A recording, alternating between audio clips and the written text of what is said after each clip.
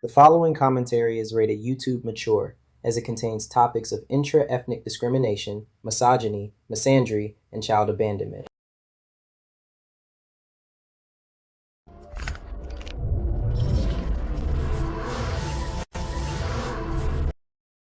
Growing up, I was a very cool kid. To be honest, I was a pleasant hermit. Whenever I had appeared shy, I came across even brighter to adults and other children in my vicinity.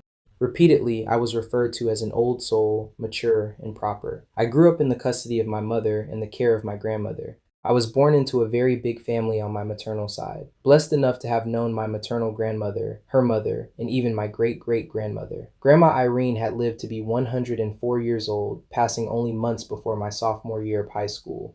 I am very proud that into my early adulthood now, I have not turned my back on the little boy I once was. Speaking in third person, Christopher is my baby. It's no secret that a lot of people have had childhood woes too, issues that have left their memory in the gray and even their present energy both muggy and uninspired.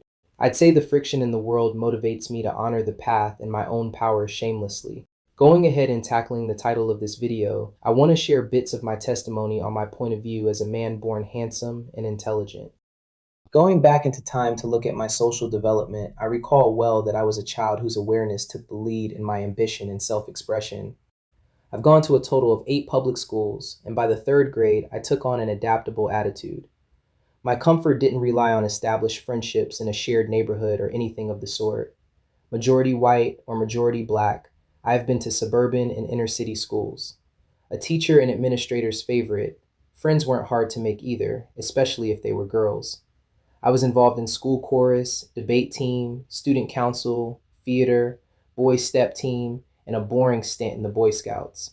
Being noticed, harassed, was something common for me. The missing piece I wasn't in on was that for good or bad, my experience socially, including treatment, was conditional on grounds of my appearance first and my capabilities second. Thanks to Common Talk, historical fiction books, and toy brands like American Girl, I could hear the socially acceptable telling of the transatlantic slave trade, and it never chipped at my self-concept.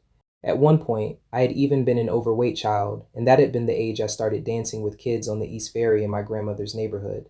I've had black blood, admixed blood, working class blood in my veins, and my worldview couldn't have had any more courage, humor, confidence, enthusiasm, and couth.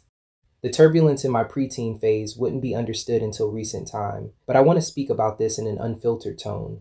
Between the non-POC schools versus majority black schools, I've experienced strife and bullying attempts in the underfunded locations. During puberty, there came to be a ping pong of my unambiguously black classmates vying for my positive and negative validation. When those kids could care less about the Ottoman Empire, suddenly I was making class discussion too bougie, let them tell it. In the 8th grade, I grew my hair into a man bun. My mother loved it, particularly because family always thought I resembled Jason Taylor, aka The Game. Staying in Fulton County, Georgia at the time, I enjoyed making it to my barber appointments, and yeah, I would gaze in our home mirror about 20 times an evening.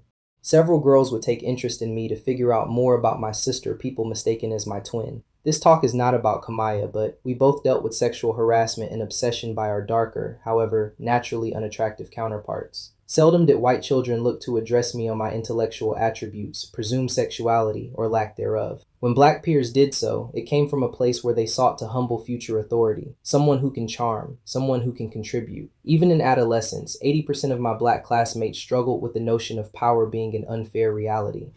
When I attended Waterfront Elementary, a lot of mestizo children would play on the divide of phenotypes between kids who looked like me and those who did not. Not to derail, but there was one girl who looked a lot like the famous Leslie Jones, and in 5th grade she was bigger, taller than most of us. The Hispanic non-Afro-Latino kids took a great joy in instigating fights between her, myself, and other kids. Those would be the same kids who'd whisper that I thought I was all that. These were kids who were going through real things, but contempt influenced them largely. In the 6th grade, this one boy lied to me about his father holding auditions for kids interested in singing background for his songs produced for YouTube. My teacher, Miss Gandy, already made habit of asking me to sing my solos from church. I had told the boy I'm interested in music too. About 3 months passed and he gathered his friends around to reveal that all along he likes football and there were never going to be auditions for his music. We already weren't friends, so I had moved on via silent treatment. He then took it upon himself to circle around with the mestizo children and the unambiguous children to sexualize me in effort to humiliate me. My mother had moved away and my father was occupied in his first marriage. Despite being born from two conventionally attractive people, there was no involvement in putting me on game per se. From parent to child, there had already been differences because of my mother's struggle with glamorized self-depreciation and then my father's hypergamous decision to procreate with an attractive, lighter-toned woman. I was born as a child regarded as pleasant surprise and a blessing to my family, but there was a dual quality to that. In multiple facets, people counted on my understanding and effortless ability to make things appear fine.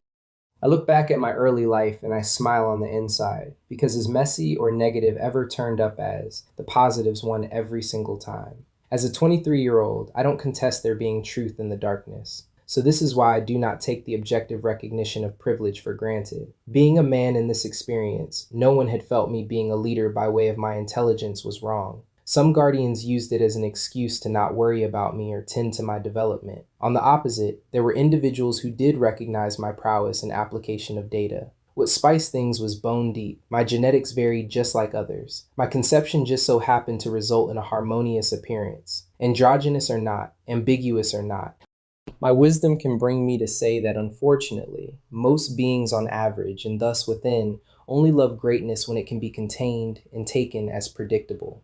For most average people, there is an entitlement complex that has everything to do with the reluctance and inability to be divine.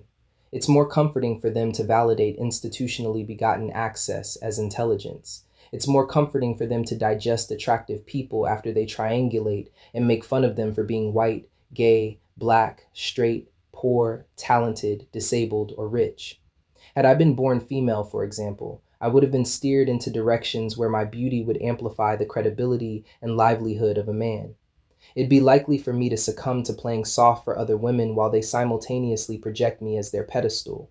When life is giving you proud posture from a foundational level, it would not be in your best interest to service your energy to those with a barren position in life.